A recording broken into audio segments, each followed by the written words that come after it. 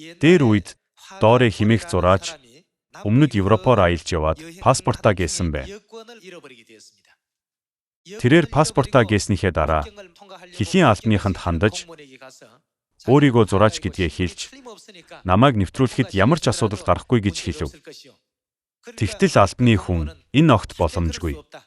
Таныг юугаар баталж мэдэх юм бэ? Хэрв та доорэ мөн юм бол зураг зурж үзүүл гэжээ. Ингээд доорэ хил орчмын байгалыг маш гоё зураад ирв гин. Зургийг нь хараад албаны хүн та зураач доорэ биш байсан бол ийм богино хугацаанд ийм зураг зурж чадахгүй гэж хэлжээ. Иймээс түүнийг хилээр нэвтрхийг зөвшөөрсөн гэдэг. Бурханд итгэдэг гэж ярьдаг олон хүн дундаас хэдэн Тэнгэрийн хилийг асуудалгүй нэвтэрч Тэнгэрийн хаанчлалд орох бол ямар хүн орно гэж байдаг вэ?